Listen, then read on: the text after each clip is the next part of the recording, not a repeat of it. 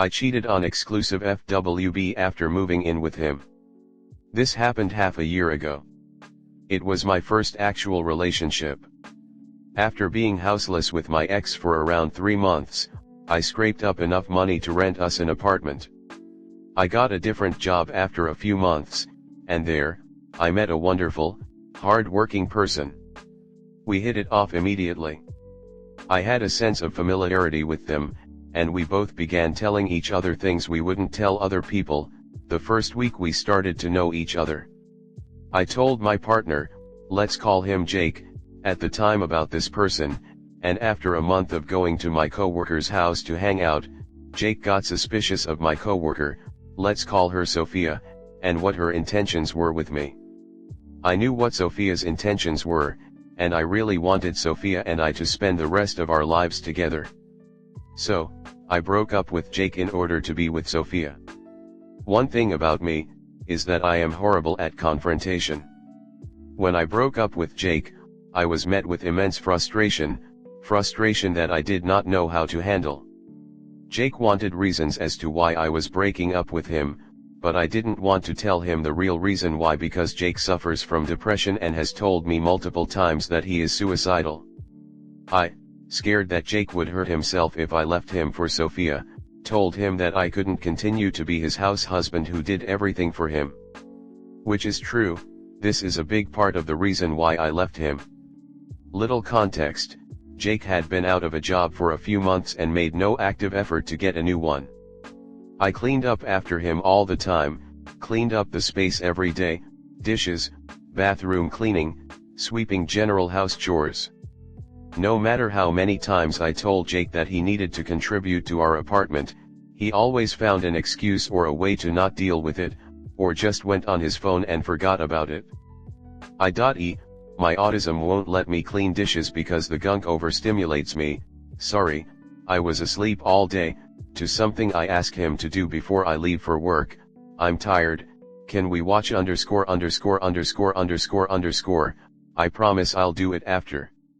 Nearly every time I asked him to take some pressure off of me, I was met with these responses, or another form of an excuse. Anyway, I just felt like I was the only one putting in effort and I got tired, to the point where I nearly lost my mind. I lost all romantic feelings for Jake in those months where I did everything for him. Sophia knew how to take care of herself. She was self-made, self-sufficient, makes me smile effortlessly, had goals, just like me. Of course, she had many qualities on top of that. But you'd see why I was romantically attracted to her, no. But yeah, Jake had none of these things. In fact, the only reason why I dated Jake was because I didn't know how to say no, and I was horny. Mainly horny. We met in a transitional home, and we got kicked out because we broke some rules. So, we became homeless together for a bit. Jake was also very authoritative, he was very bossy and I guess I was into that, but eventually I realized I just didn't know how to say no or confront him about issues I had with him up until it was too late. I was too scared to leave him on his own on the streets because I was part of the reason why he'd be out there to begin with, but I also didn't want to go living with my abusive parents again, so I lived with him on the streets while I got enough money to rent. I confessed my feelings for Sophia shortly after breaking up with Jake, after which she asked, "Did you break up with Jake because of me?" I replied no, which was a partial lie. I didn't want to confront Sophia about this because I was afraid that might change the way she feels about me, so I told her all the reasons I told Jake. At this point, me and Jake had agreed to be exclusive friends with benefits. On my part, it was because I knew that if I left Jake entirely on his own, he'd harm himself. I did not tell Sophia this, yet we had sex multiple times. One day, I brought Sophia over to my apartment while Jake was gone on a trip with his friend for a few days. Jake didn't know, and I had told Sophia that he was fine with her coming over, that was a lie. When Jake came back from his trip a day later, I had sex with him.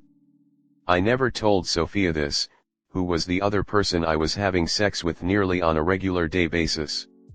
During the week that Jake came back, I went to Sophia's house, turned off my location, and silenced my phone for 2 days. I went to work with her in the morning, came back to her place, we did our thing, then went back to work in the morning. I had hickeys on my neck, and I realized it, but I still went back to my apartment. Jake opened the door for me, crying and with cuts all over his arm and thighs, seemingly showing them to me because he had no shirt or pants on, just his underwear. I showed up with hickeys on my neck. I nonchalantly told him, yes, it was from her, and while I was using the bathroom, he came in and started hitting me on the face and shoving me. I did the same, as an act of self-defense. I didn't know what he was going to do. His friend, who was over at the time, de-escalated this. Later that night, Jake went to the ER after threatening to kill himself 3 times and banging his head against walls for hours. I really didn't want to deal with this, so I called an ambulance. After getting out of the hospital from seeing him, I invite Sophia over and we spend 2 days living in my apartment before Jake comes back. At the time, I thought that he was going to a ward, because that's what the doctor told me. Apparently not. Anyway, he came back 3 days later, and I was busted.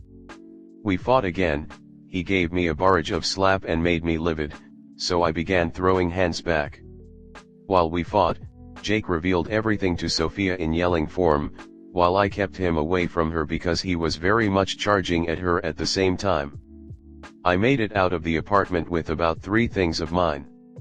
My phone and its utilities, my laptop and its utilities, a jar of shrooms I had bought the day prior, and the clothes on my back. Me and Sophia went back to her place, where she spent the entire night trying to get me to explain the entire situation. Shortly put, it went terribly, and we had to talk it out over the course of a month or 2. Work was difficult. I moved back in with my abusive parents, which are the reason why I was in transitional housing in the first place.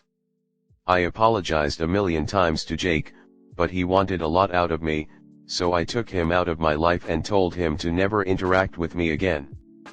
Fast forward over half a year, I am the happiest person I've ever been, living with Sophia and our pets. I apologized and made up with her, and she forgave me for my dishonesty. I can't help but think about my ex sometimes. I vowed to myself and my family that I would never do anything like that ever again, because of the people I hurt and scarred. When I think about Jake and what that relationship was, I question if I'm a good person or not. It's not that I don't care, it's just that I couldn't begin to explain myself, even to myself. Comment. You got yourself out of a brutally unhealthy relationship and into a much better one, and I won't fault you for that at all. The way you went about it, however, was probably the worst possible option for everyone involved. I understand your perspective though, as I am also quite confrontation averse. Jake sounds like he is extremely unwell. It was never your responsibility to make sure he didn't succumb to his illnesses, so don't criticize yourself over that. If you are, you should never tolerate a romantic partner who uses violence, nor one who is an obvious emotional manipulator. I am sorry for the abuse and emotional manipulation you experienced. Full stop. Beyond that, I hope at some point you develop some character and integrity. So you knew this guy was depressed and suicidal and still cheated? LOL. Wow. Next story 2. Cheated on while pregnant. Yup, you read it? Wasn't even 24 hours after having my C-section when I got sent a video of what was my BF in bed with another woman. He cheated on me when I was about 7 months pregnant with his ex, who he still sees because they share a child. She wanted revenge because I was the first and only person he dated after they broke up when she was pregnant in 2019. So after I gave birth, she decided to send me a video of him in her bed. What an evil fucking thing to do. It wasn't the first time he cheated on me, and he had spent the first half of my pregnancy in jail for DV. So while I was recovering in the hospital, my family was over at our apartment packing mine and baby's stuff and moving TF out ASAP. I gave him more than enough chances and had hoped our baby was going to change him for the better. I know he was the cheater, but they're both to blame. She was acting civil and nice to me knowing she fucked him. We were talking about making sure our kids would have a sibling relationship no matter what. Nope, she decided to put her revenge over her child's future relationship with her sister. I facilitated one visit with all of us together, and being in the same room as them was too triggering. I was diagnosed with PTSD from the betrayal. I'm not exposing my child to someone who purposely causes me harm. I'm kinda glad I didn't find out sooner, because I had a great pregnancy and that would have ruined it for me. My birth was ruined, and the weeks after. I was supposed to be filled with joy at home with my newborn.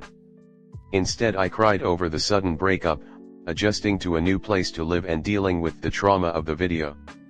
I've never told my family and friends about the cheating. Sometimes it sucks having to wait for my counseling appointments to be able to talk about it.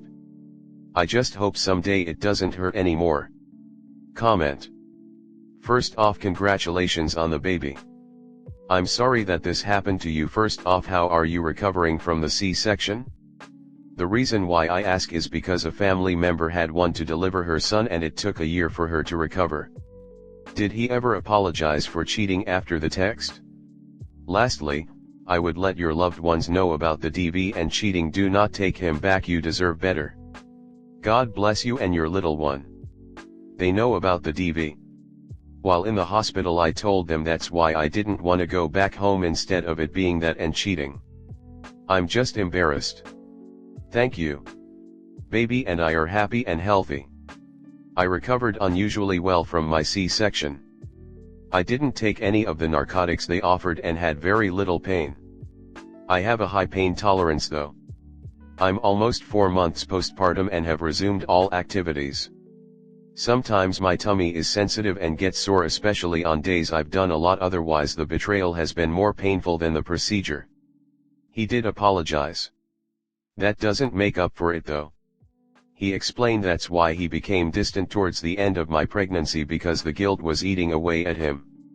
He continues to apologize and beg for me back. I do have to say this though, and please don't take this the wrong way. If in the future you have a man who puts his hands on you and you are not threatening his life with a weapon like a gun or a knife, never give them a second chance. Never talk to your ex unless it's about the baby. Is he involved in the baby's life?